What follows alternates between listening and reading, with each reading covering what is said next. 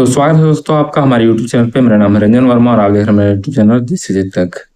तो स्टार्ट करते हैं इस लेक्चर को। ये लेक्चर प्रत्यावर्ती धारा पे आधारित है और इसमें टॉप 100 क्वेश्चन लिया गया है। कुछ क्वेश्चन मिक्स भी रहेगा बाकी सब सब्जेक्ट को भी ध्यान में रखते हुए। तो चलिए स्टार्ट करते हैं। सबसे पहले मेरा इंट्रोडक्शन जान लीजिए कि मैं कौन हूँ और क्या कर रहा हूँ।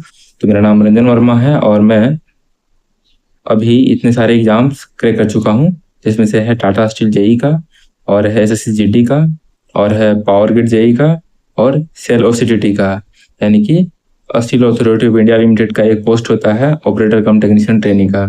इन सभी एग्जाम को मैंने क्रैक किया हुआ है और मैं अभी आपको आईटीआई से इलेक्ट्रीशियन से रिलेटेड कोर्स करवा रहा हूँ फ्री ऑफ कॉस्ट। तो चलिए स्टार्ट करते हैं लेक्चर को।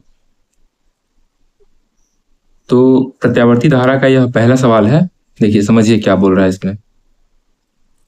यदि दो प्रत्यावर्ती राशियों के बीच कोण शून्य हो तो वे किस अवस्था में मानी जाती है? बताइए, सोचिए अपने से क्या होना चाहिए इसका आंसर। बोल रहा है कि यदि दो प्रत्यावर्ती राशियों के बीच का कोण, पहले हम दो प्रत्यावर्ती राशि को यहाँ पर ड्रॉ कर देते हैं, ठीक है। ये एक जैसे प्रत्यावर्ती राशि कैसे होता है, ऐसे करके इसमें साइनसोइडल करंट रहता है, साइनसोइडल रहता है। तो ये मान लीजिए कि ये है क्या, ये है करंट का, ठीक है। और यहीं पर एक वोल्टेज का प्रत्यावर्ती राशि बना देते हैं, ऐसे करके ऐसे करके ऐसे, ठीक है। तो दोनों के बीच में क्या है ना कि अंतर 0 है, ठीक है। जैसे अगर इसका ये जो है ये मान लीजिए ये करंट का था, पहले वाला करंट का था, और ये जो हरा वाला है ये है वोल्टेज का, ये करंट का है। और दोनों के बीच का जो एंगल अगर 0 था, मतलब जो दोनों अगर सेम पॉइंट से स्टार्ट हो रहा था, मान लीजिए 0 से स्टार्ट हो रहा था, फिर जाके दोनों 180 पर मिल भी रहा था, फिर 360 पे खत्म हो रहा था। तो दोनों देखिए तो क्या है, दोनों तो समान फेज में चल रहा है ना। दोनों का दोनों जो फेज है, दोनों फेज यहाँ पर समान फेज में चल रहा है, ऐसे करके ऐसे दोनों का दोनों जो है एंगल हमेशा सेम हो रहा है। इसी को बोलते हैं हम लोग कि जब एंगल दोनों में अगर सेम रहेगा, सेम जगह से स्टार्ट होगा, यहाँ पर भी सेम है, यहाँ पर भी सेम है, तो इसको हम लोग बोलेंगे कि समान फेज में है। इसलिए इसका आंसर हो जाएगा ऑप्शन ए, समान फेज। ठीक है, आगे बढ़ते हैं। तो हमारे पास जो सवाल नंबर दूसरा है वो क्या है, देखिए, आरएमएस मान का उपयोग मुख्यतः किसके लिए किया जाता है? आरएमएस मान का उपयोग हम लोग किसके लिए करते हैं, किसके लिए करते हैं हम लोग आरएमएस मान का उपयोग? ऑप्शन देखिए, पढ़िए। औसत शक्ति ज्ञात करने के लिए, या अधिकतम मान ज्ञात करने के लिए, या आवृत्ति ज्ञात करने के लिए, या फिर तरंगदैर्घ्य ज्ञात करने के लिए। तो आरएमएस मान का हम लोग प्रयोग औसत शक्ति ज्ञात करने के लिए करते हैं। कैसे से यहाँ पर समझिए आराम से। ये देखिए, ये अगर कोई आरएमएस वोल्टेज है VRMS, ठीक है, VRMS है, और एक करंट है वो भी है आरएमएस में, IRMS। इसका जो पावर हो जाता है ना, पावर P बराबर पावर हो जाता है VRMS गुने करंट आरएमएस का IRMS, ऐसा हो जाता है। और यहाँ पर ये जो पावर है ना, पावर, ये पावर पता है क्या होता है? ये पावर एवरेज होता है, औसत होता है। हमेशा जब यहाँ पर हम लोग आरएमएस से आरएमएस में गुना करेंगे ना, तो ये पावर कभी भी आरएमएस में नहीं आएगा, ये पावर आता है औसत में, एवरेज में आता है। तो यहाँ पर जो ये पावर है वो हो जाएगा एवरेज, AVG। तो हम लोग आरएमएस मान का उपयोग किसके लिए करते हैं?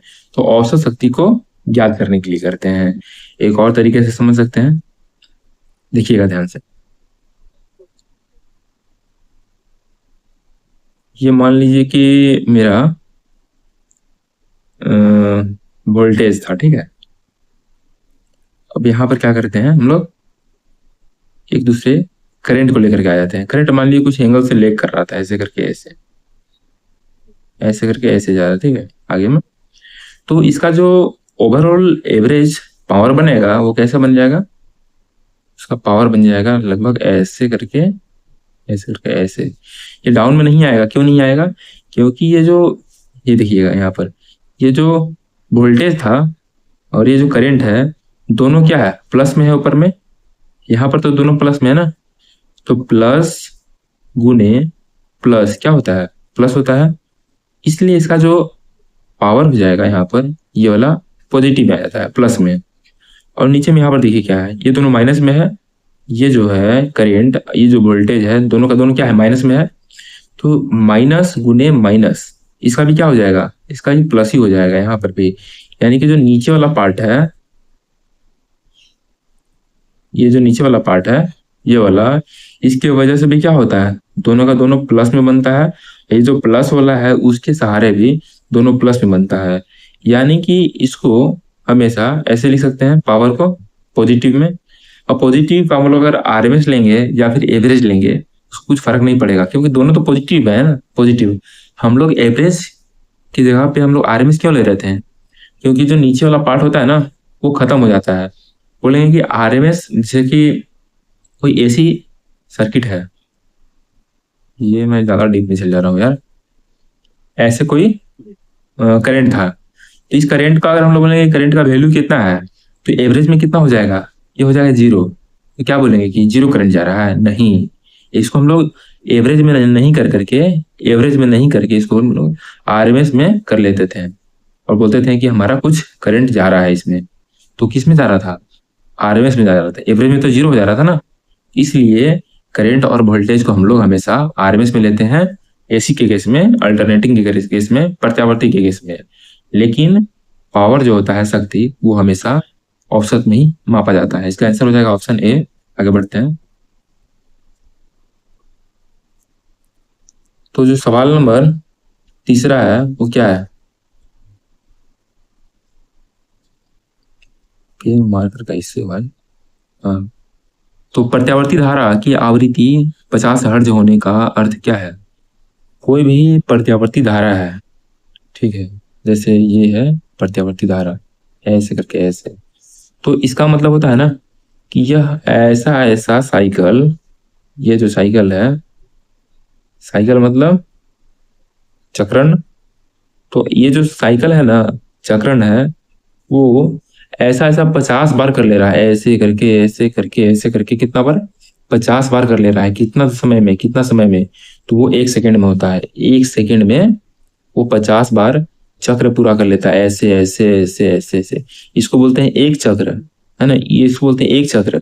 और ऐसा ऐसा चक्र कितना बार करता है, 50 बार करता है।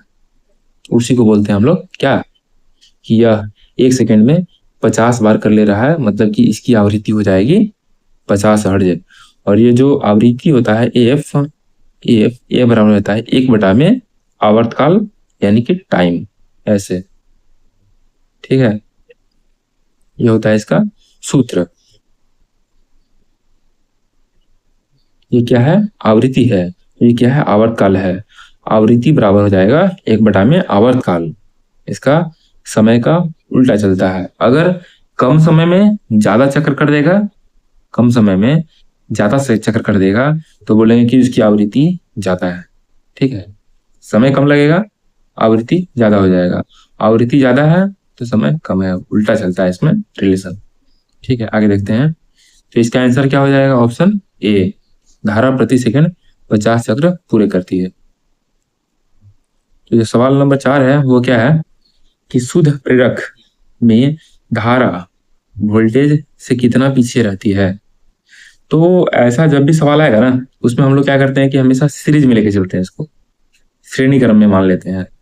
और श्रेणी क्रम में क्या होता है, श्रेणी क्रम में होता है, जैसे देखिए यहाँ पर अगर कोई प्रतिरोध था, आगे ले गए, तो यहाँ पर कोई क्या है, प्रेरक है, और यहाँ पर एक एसी सप्लाई है, एसी सप्लाई है। तो इसमें क्या होता है ना कि वोल्टेज सेम जाएगा। वोल्टेज यहाँ पर भी है, ये है, तो यहाँ पर करंट जाता है आई। इसमें वोल्टेज क्या होता है ना, वोल्टेज भाषा यहाँ पर देखिए, जैसे कि ये प्रतिरोध है ना, तो प्रतिरोध का वोल्टेज हो जाएगा VR। और ये जो है, ये वाला, ये क्या है, तो यहाँ पर एक प्रेरक है, प्रेरक का जो हो जाएगा वोल्टेज वो हो जाएगा भी एल, ठीक है। तो इसमें ये जो वोल्टेज है, ये वाला प्रतिरोध का, ये जो सप्लाई है, दोनों का वोल्टेज सेम फेज में होता है। लेकिन करेंट तो सबका सेम है ना, करेंट वही है, करेंट यही, ये जो करेंट है, ये करेंट, यही करंट जा रहा है प्रतिरोध से होकर के, अब यही करंट जा रहा है प्रेरक से होकर के। तो इसका जो डायग्राम बनता है, फेजर डायग्राम बोल सकते हैं इसको, या फिर ग्राफ वाला बोल सकते हैं। तो इसमें ग्राफ में कैसे होता है ना कि ये एक आधार है, ठीक है। ये आधार जो है वो है वी आर, वी आर बोल सकते हैं, या फिर इसी को हम लोग वी एस बोल देंगे, क्योंकि जो सप्लाई का फेज होगा ना, सप्लाई वाला वही हो जाता है प्रतिरोध का, दोनों दोनों का जो फेज चलता है वो सेम चलता है। और इसी तरह से इसका जो हो जाएगा, यहाँ पर मान लीजिए कि क्या हो जाएगा, जैसे बोल रहा है क्या, प्रेरक बोला है ना, प्रेरक के बारे में पूछ रहा है। तो जो प्रेरक का वोल्टेज हो जाता है ना, वो सप्लाई के वोल्टेज से यहाँ पर ऐसे चल जाता है वी एल। और ये जो आर वाला है, प्रतिरोध वाला है, उसमें क्या होता है ना कि करेंट, करेंट करेंट भी उसी फेज में रहता है जिस फेज में ये जो सप्लाई वोल्टेज है ना, उसी फेज में इसका करंट भी हो जाएगा, ऐसे हो जाता है करंट। लेकिन वोल्टेज कितना होता है, वोल्टेज इसका इतना आगे होता है। मुझे पता नहीं चला आपको समझ में आ रहा है कि नहीं आ रहा, लेकिन फिर भी मैं समझा रहा हूँ। तो अगर ये हाई लग रहा होगा ना समझाने का तरीका, तो आप बताइएगा कमेंट में, उसके अनुसार मैं चलूंगा। तो ये जो है ना, ये वोल्टेज के मुकाबले में ये जो करंट है वो पीछे चलता है, पीछे, ठीक है, पीछे चलता है। और एक चीज और समझा दे रहा हूँ, जो अगला सवाल है इसका वो यहाँ पर ही कवर हो जाएगा। जैसे ये जो, जैसे कि यहाँ पर वोल्टेज है ना, ये वाला जो वोल्टेज है, उसी तरह से जो धारिता होता है, धारिता का वोल्टेज यहाँ पर आ जाएगा नीचे में, ठीक है। यहाँ पर देखिए, ये जो धारिता का वोल्टेज है यहाँ पर नीचे में हो जाता है, ये हो जाएगा सी, सी। तो ये जो धारिता का वोल्टेज है, इसके जो सप्लाई वोल्टेज था या फिर प्रतिरोध का जो वोल्टेज था, उससे 90 डिग्री पीछे हो जाता है, होता यही है, ठीक है। तो इसमें हम लोग क्या बोलते हैं ना कि ये जो करंट है, करंट इस प्रेरक के वोल्टेज से कितना पीछे है, तो 90 डिग्री पीछे है। तो इसका आंसर हो जाएगा ऑप्शन सी, 90 डिग्री। लेकिन 90 डिग्री पीछे है ना, करंट पीछे है प्रेरक में, करंट उसके वोल्टेज से, किसके वोल्टेज से, तो प्रेरक के वोल्टेज से कितना पीछे है, तो 90 डिग्री पीछे है। उसी तरह से ये जो कैपेसिटर होता है या फिर धारिता होता है, उस केस में ये जो करंट है ना, करंट 90 डिग्री आगे हो जाता है, आगे है ना, आगे यहाँ पर है, यहाँ पर क्या है, धारिता का वोल्टेज है, और यहाँ पर क्या है, सप्लाई का करंट है। तो सप्लाई का जो करंट होता है वो 90 डिग्री आगे होता है, आगे। और यही अगर प्रेरक के बारे में पूछा जाएगा तो वो 90 डिग्री पीछे हो जाएगा, है ना, पीछे। बस यही समझाना चाह रहा था मैं। इसका आंसर हो जाएगा ऑप्शन सी, 90 डिग्री पीछे होता है, ठीक है। तो हम लोग आगे देखते हैं।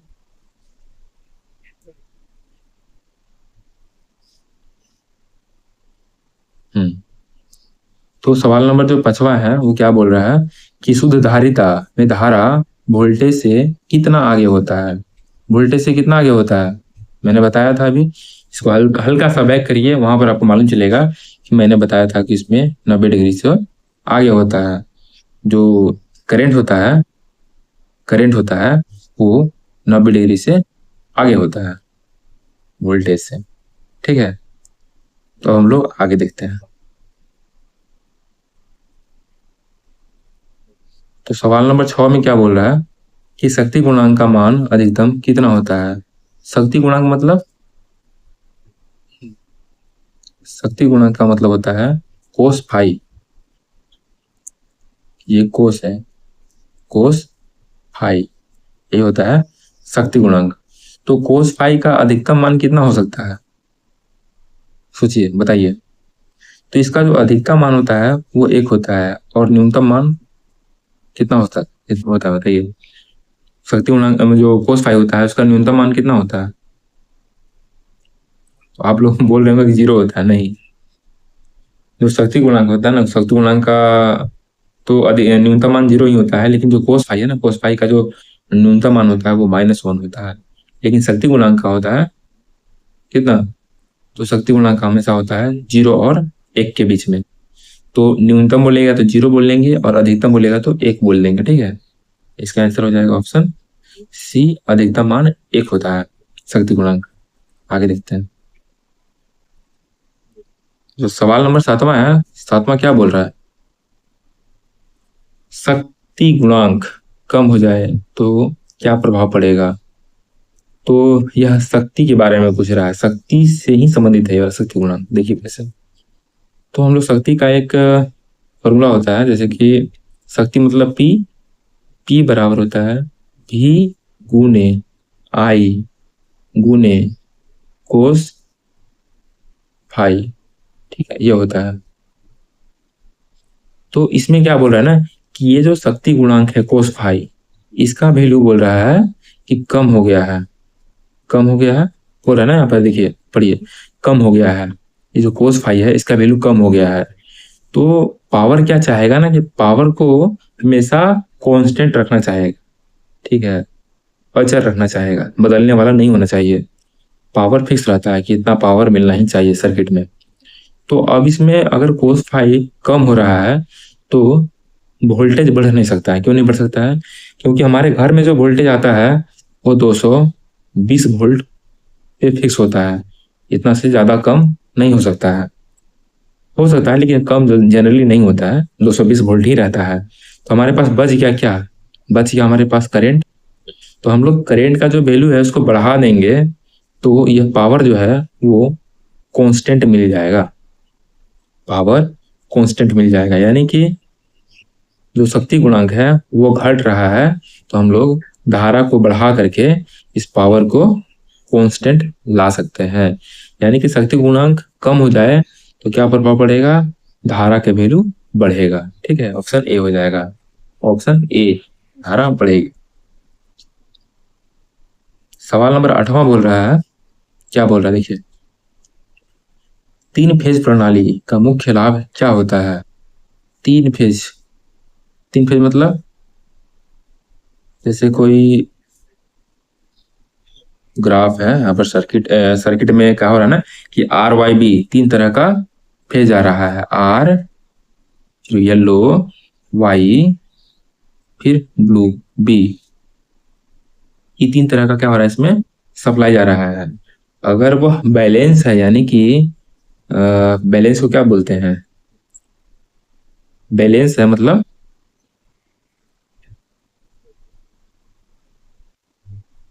संतुलित है, ठीक है। बैलेंस है मतलब वो संतुलित है। तो इसमें क्या होगा ना कि सभी के एंगल हमेशा 120 डिग्री ही होगा। जो आर फेज है, ये जो आर फेज है, ये वाई फेज है और बी फेज है, तीनों का भी जो बीच का एंगल होगा वो हमेशा 120 डिग्री ही होगा। तो देखिए हम पहले आर फेज बना देते हैं। यहाँ पर क्या होगा, आर फेज बन गया, फिर बनेगा वाई फेज। तो अगर ये 0 डिग्री है, ये 180 डिग्री है, यहाँ पर 360 डिग्री है, तो उसके हिसाब से यहाँ पर 120 डिग्री हो जाएगा। तो यहाँ पर जब 120 डिग्री होगा ना तो ये ऐसे करके ऐसे बनेगा, ठीक है, आगे तक है ऐसे। और उसके बाद जो ब्लू है वो फिर 120 डिग्री आगे बनेगा, इससे, इस पॉइंट से 120 डिग्री आगे बनेगा। तो 0 प्लस में 120 हो गया यहाँ पर, 120 प्लस 120 कितना हो जाएगा? 240, जो कि 180 से हल्का सा आगे रहेगा। यहाँ पर ये बन जाता है ऐसे करके ऐसे, ठीक है। और इस तरह से क्या होता है ना कि देखिए यहाँ पर क्या हो रहा है कि हमेशा एक निश्चित अनुपात में धारा या फिर वोल्टेज मिलते रहेगा। ऐसा हो रहा है कि यहाँ होने के बाद यहाँ पर खाली है, यहाँ पर खाली नहीं ना, यहाँ पर लगातार मिल रहा है। लेकिन वही अगर सिंगल फेज रहता ना, एकल कला वाला रहता, तो उसमें क्या होता है, ऐसे हो करके ऐसे जा करके ऐसे चल जाता है, वहां पर कोई दूसरा है ही नहीं, है ना। यहाँ पर इस स्थान को भरने वाला कोई है ही नहीं। तो एक बार मिलेगा, एक बार नहीं मिलेगा, एक बार मिलेगा, एक बार नहीं मिलेगा। लेकिन इसमें क्या होता है ना कि लगातार मिलता रहता है, यहाँ पर भी मिला, यहाँ पर भी मिला, यहाँ पर भी मिला, और फिर यहाँ पर भी मिलेगा, फिर यहाँ पर भी मिलेगा, फिर यहाँ पर भी मिलेगा। क्यों मिलेगा? क्योंकि जो 360 वाला साइकिल है उसमें ही मालूम चल जाता है पूरा का पूरा सर्किट में या फिर पूरा का पूरा लाइफ टाइम में कैसा होने वाला है। तो ये जो 360 में अगर ऐसा मिल रहा है ना, हमेशा लगातार मिल रहा है, तो आगे भी लगातार मिलते जाएगा। विश्वास नहीं हो रहा है क्या? नहीं हो रहा तो दिखा देता हूँ। देखिए ऐसे करके ये जो है आगे ऐसे बनेगा ना, ऐसे बनेगा। और ये जो वाई है वो फिर से ऐसे करके ऐसे बनेगा। और ये जो ब्लू है फिर से ऐसे करके ऐसे बनेगा। यहाँ पर क्या हो रहा है? यहाँ पर हमेशा कुछ ना कुछ मिल रहा है, हर जगह पे, हर जगह पे कुछ ना कुछ मिल रहा है। इसीलिए बोलते हैं कि स्थिर शक्ति प्राप्त होती है इसमें, है ना। इसमें उतार चढ़ाव नहीं होता है, हमेशा स्थिर मिलता है, बैलेंस मिलता है। ठीक है, इसका आंसर हो जाएगा ऑप्शन बी। आगे देखते हैं। तो सवाल नंबर 9 में क्या बोल रहा है, देखिए। स्टार संयोजन में लाइन वोल्टेज और फेज वोल्टेज का संबंध है, कैसा है? स्टार संयोजन की बात बोल रहा है ना। तो स्टार संयोजन होता कैसा है?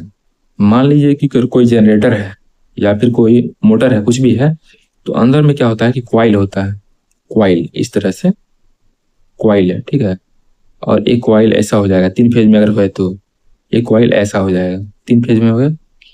इसमें क्या होता है ना कि आगे हम लोग सप्लाई को जोड़ेंगे ना, छोड़ देंगे यहीं पर, जोड़ के हम लोग देखिए कैसे कर देते हैं। और इसमें हम लोग कनेक्शन भिड़ाएंगे, यहाँ पर ऐसे हो जाएगा, इसका ऐसे हो जाएगा, इसका भी नीचे करके हम लोग ऐसे निकाल लेते हैं। 3 ठो हो जाएगा, आर वाई बी का। तो यहाँ पर क्या होता है ना कि अगर हम लोग इसका वोल्टेज निकालना चाहेंगे या इसका करंट निकालना चाहेंगे, तो ये क्या हो जाएगा, अंदर में हो जाता है फेज वाला, फेज वाला हो जाता है, और बाहर में हो जाता है लाइन वाला। ठीक है, ये हो गया लाइन वाला बाहर में, अंदर में फेज वाला हो जाता है। ठीक है, बाहर में जो निकालते हैं बाहर वाला को बोलते हैं हम लोग लाइन, अंदर वाला को बोलते हैं फेज। अब इसके बीच में रिलेशन पूछता है और लोग इसमें गड़बड़ हो जाते हैं। तो स्टार के केस में क्या होता है ना, स्टार के केस में, स्टार के केस में जो लाइन करंट होता है आई एल बराबर हो जाता है आई फेज। ठीक है, ये हो जाता है। लेकिन वोल्टेज का अलग मामला चलता है। इसमें क्या होता है, वोल्टेज जैसे वोल्टेज ऑफ लाइन हो जाएगा √3 गुना वोल्टेज ऑफ फेज का। तो लाइन सर्किट में, लाइन संयोजन में जो लाइन वोल्टेज होता है, लाइन वोल्टेज वो √3 गुना होता है फेज वोल्टेज का। इसीलिए इसका आंसर हो जाएगा ऑप्शन बी। ठीक है, और यही स्टार संयोजन में उल्टा हो जाता है। अगला सवाल शायद इसी का है, देखिए। हाँ, है ना। क्या बोल रहा है कि डेल्टा संयोजन में लाइन धारा का संबंध क्या होता है? तो डेल्टा कनेक्शन होता कैसा है मालूम है? सोच छोड़ दीजिए, मत समझिए अभी, फिलहाल बेकार हो जाएगा यार। अगर समझना तो समझ लीजिए, शॉर्ट में बता रहा हूँ। ऐसे करके कैसे होता है, इसमें तीनों पॉइंट एक जगह न जुड़ करके इसका इसमें जुड़ेगा, इसका इसमें जुड़ेगा, और इसका ऐसे करके ऐसे जुड़ जाएगा, और 3 टर्मिनल इसमें से निकलेगा ऐसे, R/B। समझना समझ जाइए, सब इतना काम का चीज है नहीं, अभी बाद में देखा जाएगा इसको। तो इसमें क्या होता है ना, जो लाइन धारा होता है, लाइन धारा यानी कि IL, या स्टार का उल्टा होता है। स्टार में क्या होता था, जो लाइन धारा है वो फेज धारा के बराबर होता था, जो लाइन धारा था वो फेज धारा के बराबर होता था। लेकिन इसमें डेल्टा में क्या होता है ना कि जो लाइन धारा है वो √3 गुना होता है, √3 गुना होता है जो फेज होता है, फेज धारा उसके। ऐसा चलता है मामला इसमें, जो लाइन धारा है वो फेज धारा के √3 गुना होता है। लेकिन यहीं पर अगर बोल दिया जाएगा ना कि जो वोल्टेज होता है, लाइन वोल्टेज, स्टार संयोजन में कैसा होता है, तो स्टार संयोजन में तो अभी मैंने बताया था।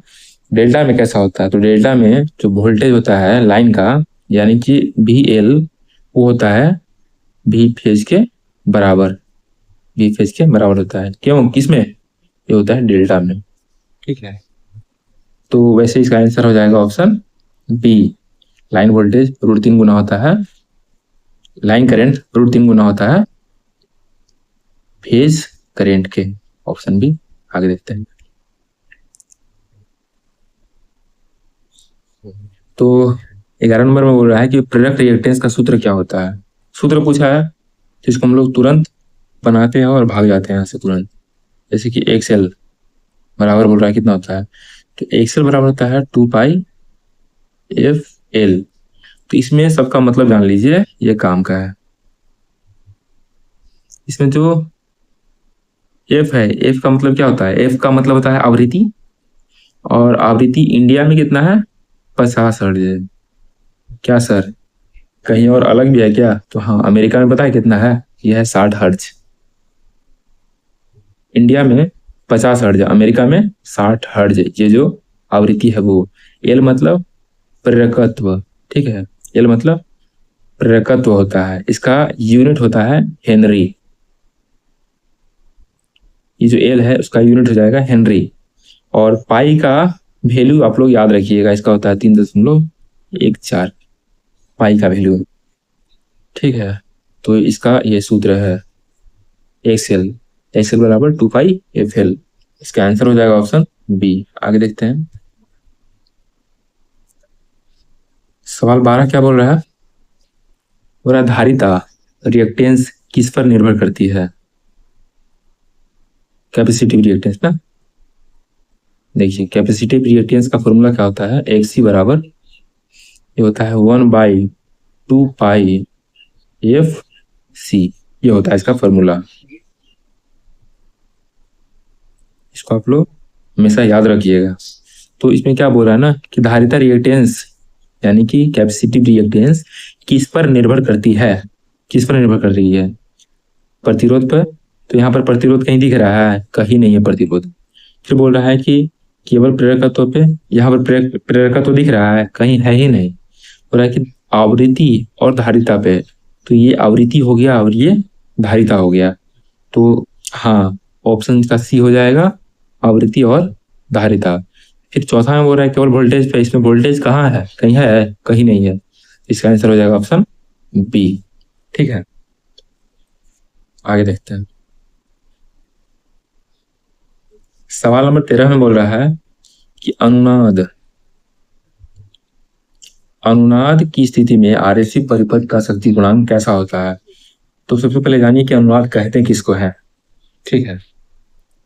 तो सबसे पहले हम एक सर्किट बनाते हैं। यह है प्रतिरोध आर का, उसके बाद आरएलसी बोला है ना, तो आर तो हो गया, उसके बाद एल होगा ना। एल कितना हो जाएगा, एल कितना भी होगा, लेकिन ऐसे स्विच करते हैं। उसके बाद सी होगा। सी कैसा होता है, ऐसा होता है, ऐसा करके ऐसा, यहाँ पर हम लोग सप्लाई से जाके जोड़ देंगे ऐसा, ठीक है। ये हो गया आर एल सी। सी को हम लोग नहीं लिखे ना, सी ऐसे हो जाएगा, ऐसे हो जाता है सी। तो अब हम लोग को बोला है कि अनुनाद की स्थिति में क्या होगा। तो अनुनाद की स्थिति में क्या होता है ना कि एल एल एल और सी, एल का बन जाता है प्रतिबाधा, क्या बनता है एल का, तो एल का बन जाता है एक्सएल बराबर वही 2π/f(l). तो यहाँ पर जो एक्सएल बनता है और इसका जो एक्ससी बनता है, एक्ससी, ये दोनों क्या होता है, दोनों का वैल्यू बराबर हो जाता है, यानी कि एक्सएल बराबर एक्ससी हो जाता है। अब दोनों अगर बराबर हो जाएगा तो पता क्या होता है, ये और ये एक दूसरा का क्या होता है, उल्टा होता है। उल्टा कैसे होता है, तो हम लोग थोड़ा सा एक बढ़िया से समझ लेते हैं। और कि मान लीजिए कि ये प्रतिबाधा है, जेड है, तो जेड बराबर क्या हो जाता है, जेड बराबर हो जाता है प्रतिरोध। प्रतिबाधा बराबर हो जाता है प्रतिरोध प्लस में प्रतिघात, यानी कि XL माइनस XC रिएक्टेंस। तो इसमें क्या दिख रहा है हम लोग को, इसमें दिख रहा है कि XL XC का उल्टा है, यानी कि दोनों आपस में घट रहा है, कैंसल आउट हो रहा है ना, घट रहा है दोनों। तो बोल रहा है कि अनुनाद की स्थिति में, तो अनुनाद की स्थिति में पहले होता क्या है, मैंने अभी जो बताया है आपको, उसको ध्यान रखिए कि XL बराबर हो जाता है XC, ठीक है। तो ये दोनों आपस में अगर बराबर होगा तो क्या होगा, घट करके जीरो हो जाएगा ना, खत्म हो जाएगा इसका कहानी। तो इसमें क्या बच जाएगा, जेड बराबर आर बच जाएगा, खाली बचेगा ना, ऐसे हो जाएगा। तो अब देखिए शक्ति गुणांक की हम लोग कहानी पर चलते हैं। शक्ति गुणांक यानी कि कोस फाई, कोस फाई बराबर रहता है आर बटा में जेड। अभी मैंने बताया आपको कि अनुनाद की स्थिति में जेड बराबर आर होता है, बताया था ना। तो आर बराबर अगर जेड होगा तो क्या ये दोनों कट नहीं जाएगा, आर बराबर जेड है, दोनों कट करके एक हो जाएगा, बराबर में एक हो जाएगा। तो इसका आंसर क्या हो जाएगा, तो अनुनाद की स्थिति में आरएलसी परिपथ का जो शक्ति गुणांक है वो क्या होता है, एक का होता है, एक एकता लिखा है, अच्छा है एकता, लेकिन से होता है एक, ठीक है एक। आगे देखते हैं 13वां 14 नंबर सवाल में बोल रहा है कि यदि एसी धारा का अधिकतम मान 10 एम्पियर है तो उसका आरएमएस मान कितना होगा। तो आरएमएस जो होता है, जैसे कि करंट के बारे में पूछ रहा है ना, तो करंट हो जाएगा I R M S, I R M S, I R M S में बराबर होता है रूट, इसका जो अधिकतम मान है करंट का वो आई मैक्सिमम बटा में रूट दो, ये होता है ना, याद होगा आप लोगों को। ये होता है आई आर एम एस यानी कि आर एम एस धारा बराबर हो जाएगा अधिकतम धारा बटा में रूट दो, रूट दो। तो इसका जो रूट दो होता है ना, रूट दो का मतलब क्या होता है पता है, रूट दो जो जहां भी लिखा रहेगा तो इसका मतलब होता है, जैसे कि याद रहेगा तो ना आप लोग को, इसका मतलब हो जाएगा 1.414, लेकिन एक बटा में 1.414 का मतलब हो जाता है 0.707, ये होता है। यानी कि जब भी आई आर एम एस पूछेगा तो हम लोग ये जो आई मैक्सिमम है, आई मैक्सिमम में अगर हम लोग गुना कर देंगे, आई मैक्सिमम में गुना कर देंगे 0.707 से, तो भी इसका आंसर आ जाएगा। ज़्यादा भी माथा पर लोड नहीं लेना है। मैं क्या बोल रहा हूँ, देखिए ये पूछ रहा था हमसे कि आई आर एम एस कितना होगा, आई आर एम एस यानी कि आर एम एस धारा कितना होगा, तो 10 बटा में रूट 2 हो जाएगा। तो इसको अगर हम लोग सॉल्व करेंगे ना तो ये हो जाएगा 7.07। कैसे, कैसे कि जो 1/√2 होता है इसका मतलब होता है 0.707, और इसी में क्या बोल रहा है ना 10 गुना करने बोल रहा है। इसको हम लोग लिख सकते हैं 10/√2 को ऐसे, 10/√2 है तो लिख सकते हैं 1/√2 गुने 10, इतना लिख सकते हैं। और 1/√2, 1/√2 है इसका मतलब हम लोग कितना निकाले थे, ये निकाले थे 7.07, नहीं नहीं, इसका मतलब हम लोग निकाले थे 0.707। तो 7 दशमलव कैसे हो रहा है यार, 0.707 गुने 10 कर देंगे, ये वाला का मतलब हो जाएगा, इसका मतलब 0.707 गुने 10 बराबर में कितना, तो 70, जो जो पॉइंट के बाद 70 से आता है ना, तो इसको अगर सोल्व करेंगे तो 7.07 हो जाएगा, सोल्व कर लीजिएगा, इसका आंसर हो जाएगा ऑप्शन बी। आगे देखते हैं, आगे सवाल में बोल रहा है कि प्रत्यावर्ती धारा है ना, प्रत्यावर्ती धारा में प्रयुक्त उपकरणों की रेटिंग सामान्यतः किस मान पर आधारित होती है। तो प्रत्यावर्ती धारा का जो उपकरण होगा उसमें जो इसका रेटिंग होगा वो हमेशा आरएमएस मान होगा, आरएमएस होगा। क्यों आरएमएस होगा, मान लीजिए अगर कोई करंट था, साइनसोइडल करंट था, साइनसोइडल धारा था, तो उसका अगर हम लोग आरएमएस नहीं लेंगे तो एवरेज लेंगे, और एवरेज क्या हो जाएगा, प्लस माइनस होकर के जीरो हो जाएगा।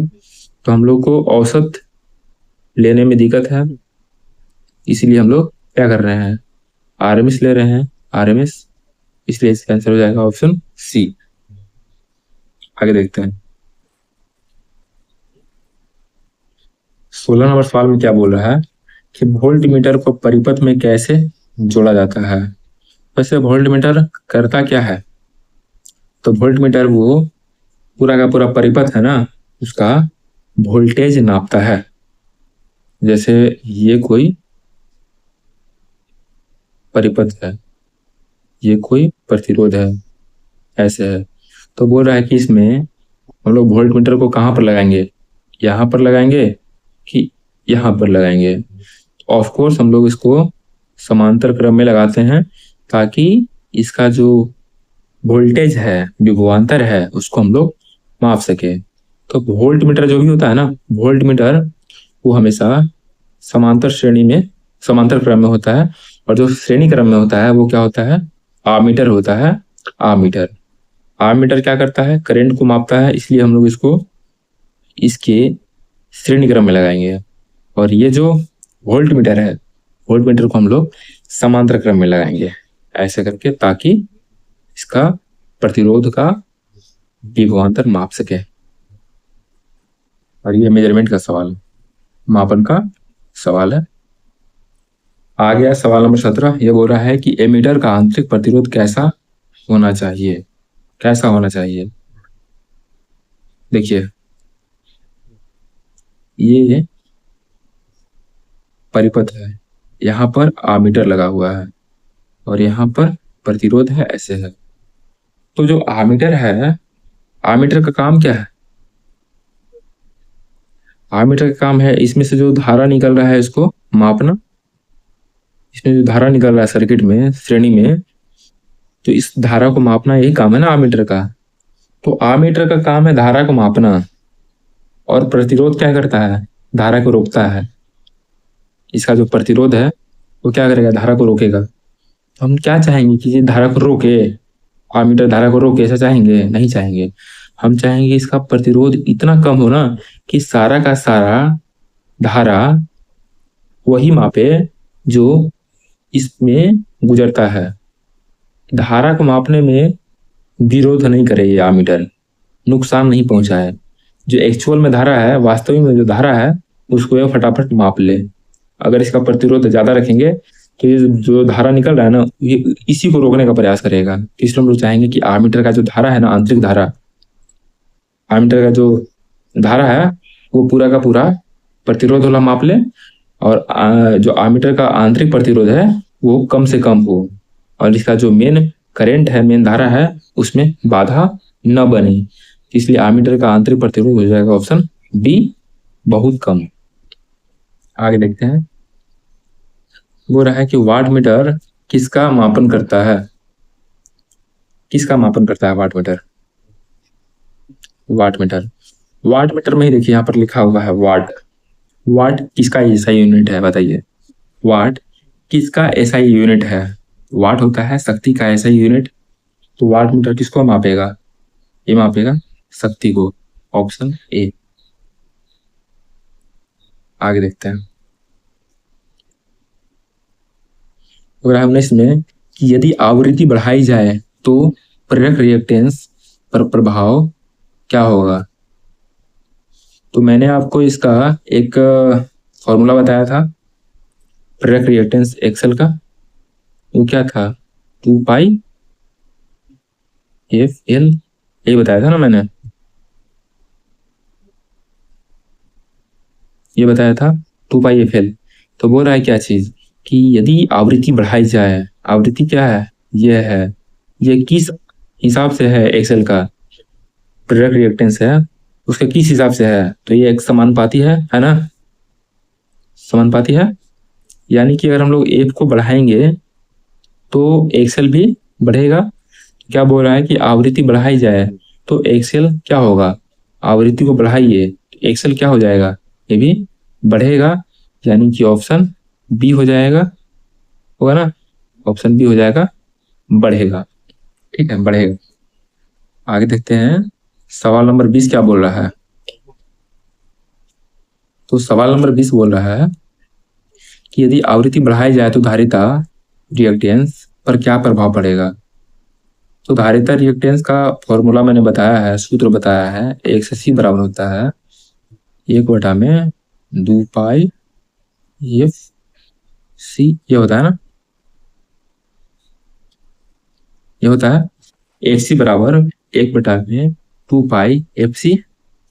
तो क्या बोल रहा है देखिए, यदि आवृत्ति बढ़ाई जाए, सबको आवृत्ति ही बढ़ाना है, अगर आवृत्ति बढ़ाई जाए, इस आवृत्ति को बढ़ाएंगे तो एक्सेल या जो एक्सी है यानी कि धारिता रिएक्टेंस, उस पर क्या प्रभाव पड़ेगा।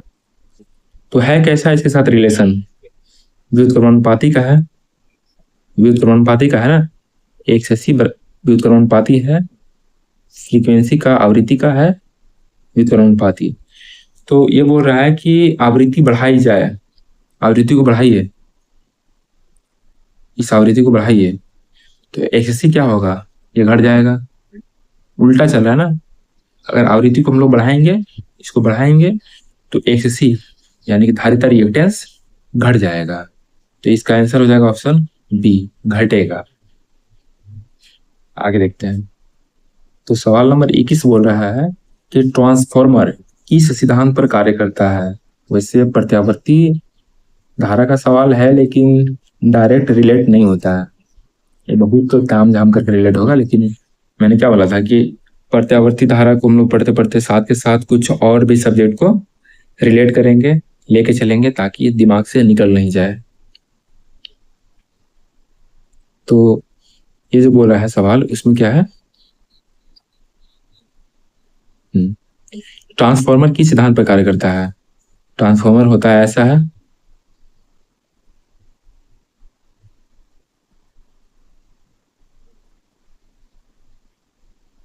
ट्रांसफॉर्मर होता है ऐसा ही है ना, जैसे यहां से जाएगा ऐसे ऐसे ऐसे ऐसे। तो मैंने आपको एक चीज बता के रखा हुआ है कि जब भी अगर दो कॉइल के बीच में, दो कॉइल के बीच में अगर डायरेक्ट इलेक्ट्रिकल कनेक्शन नहीं होगा, मतलब कि डायरेक्ट इसमें तार नहीं जुड़े होंगे दोनों के बीच में, दोनों कॉइल के बीच में किसी और माध्यम से इसमें इलेक्ट्रिसिटी जा रहा होगा, विद्युत जा रहा होगा, तो उस स्थिति में बोलेंगे कि इसको विद्युत चुंबकीय प्रेरण, ऑप्शन बी। जब भी दो कॉइल के बीच में, दो कॉइल के बीच में अगर कोई भी डायरेक्ट कनेक्शन नहीं होगा इलेक्ट्रिकल का, किसी और चुंबकीय माध्यम से जा रहे होंगे, हवा के माध्यम से भी अगर जा रहे होंगे, तो उसको हम लोग बोलेंगे विद्युत चुंबकीय प्रेरण, ऑप्शन बी। आगे देखते हैं।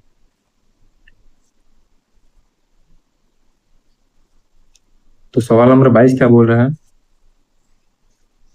नीचे आओ देखिए। तो सवाल नंबर 22 बोल रहा है डीसी मोटर में डीसी मोटर में बैक ईएमएफ का कार्य क्या है।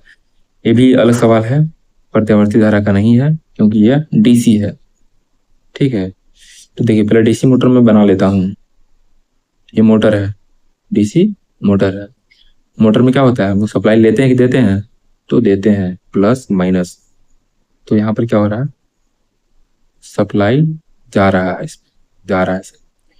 तो अगर मान लीजिए कि इसका जो बैक ईएमएफ है, यहाँ पर बैक ईएमएफ कितना हो जाएगा, इसका बैक ईएमएफ को ऐसे करते हैं, ई से ईएमएफ और बी लगा देंगे तो ये हो जाएगा बैक ईएमएफ। तो इसमें मान लीजिए कोई करंट जा रहा था, अगर ये कुछ नहीं होता, ये शॉर्ट रहता, तो क्या होता, शॉर्ट में क्या होता है, हमारा अधिकतम करंट जाता है, और अगर अधिकतम करंट जाता तो क्या होता, पूरा का पूरा जल जाता है ना। आई गुने आर होता है ना, आई स्क्वायर आर। तो अगर करंट ज्यादा हो जाएगा तो प्रतिरोध में अगर गुना कर देंगे तो बहुत ज्यादा ऊष्मा निकलेगा इसमें से, पी बराबर होता है ना आई स्क्वायर आर। तो आई स्क्वायर आर के हिसाब से अगर करंट ज्यादा हो जाएगा तो प्रतिरोध में गुना करके बहुत अधिकतम ऊष्मा डेवलप करेगा, जिससे कॉइल जल जाएगा। लेकिन यहाँ पर बैक ईएमएफ क्या करता है ना, बैक ईएमएफ इसमें जो करंट जाता है अंदर में, उसको ये रोकता है। ठीक है, करंट को रोकता है। तो करंट यहाँ पर नहीं दिया हुआ है, क्या दिया हुआ है कि आपूर्ति वोल्टेज का विरोध कर रहा है। करंट देता तो हम लोग करंट को पहले करते, लेकिन यहाँ पर करंट नहीं देकर के लिखा हुआ है कि आपूर्ति वोल्टेज का विरोध करता है। जो इसमें से वोल्टेज आ रहा है ना, इसको ये रोक रहा है। तो हम लोग इसको ऑप्शन बी कर लेंगे, लेकिन इसका एक्यूरेट आंसर हो जाएगा कि यह धारा को रोकता है, धारा का विरोध करता है। लेकिन आंसर में नहीं होने की वजह से, ऑप्शन में नहीं होने की वजह से हमने ऑप्शन बी सेलेक्ट कर दिया है, आपूर्ति वोल्टेज का विरोध करता है। अब चलिए आगे देखते हैं। सवाल नंबर 23 में क्या बोल रहा है कि शुद्ध प्रतिरोधी परिपथ यानी कि प्योर रेजिस्टिव सर्किट में धारा और वोल्टेज के बीच फेज कोण कितना होता है। तो शुद्ध प्रतिरोधी परिपथ यानी कि इसकी बात कर रहा है ये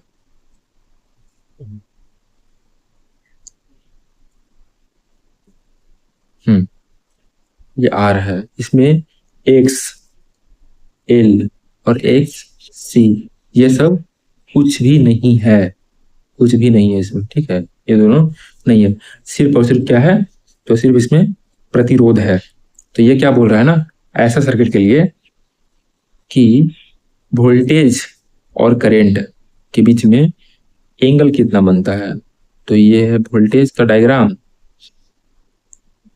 ये वाला, और यह है करंट का, ऐसे है, ठीक है। तो बोल रहा है कि शुद्ध परिपथ ना शुद्ध प्रतिरोधी परिपथ प्योर रेजिस्टिव सर्किट में धारा और वोल्टेज के बीच का कोण कितना होता है। दोनों के बीच में देखिए तो अंतर कितना है, यहाँ पर दोनों 0 से स्टार्ट हो रहा है, यहाँ दोनों कितना है 180 है, यहाँ दोनों कितना है 360 है। तो दोनों के बीच में कहीं भी कोई अंतर नहीं है, दोनों हमेशा साथ साथ चल रहा है, यहाँ भी साथ है, यहाँ भी साथ है, यहाँ भी साथ है।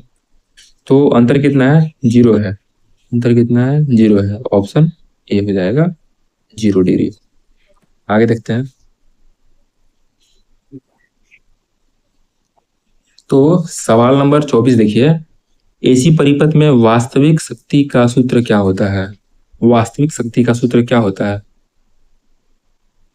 तो वास्तविक शक्ति जो होता है उसका सूत्र होता है कुछ इस तरह से, P बराबर वी आई भी गुने आई गुने कोस फाई। यहाँ पर भी क्या है, भी है आरएमएस वोल्टेज, आई क्या है आरएमएस करंट धारा, कोस फाई क्या है शक्ति गुणांक। तो इसका आंसर हो जाएगा option B, V I cos phi. ठीक है, आगे देखते हैं। तो इस लेक्चर का यह लास्ट सवाल है, इसको देखिएगा ध्यान से क्या है। तो प्रकट शक्ति यानी कि एपरेंट पावर की इकाई क्या होती है। तो एपरेंट पावर को हम लोग किसी से सूचित करते हैं, तो इसको हम लोग एस से सूचित करते हैं, एस, हाँ एस से।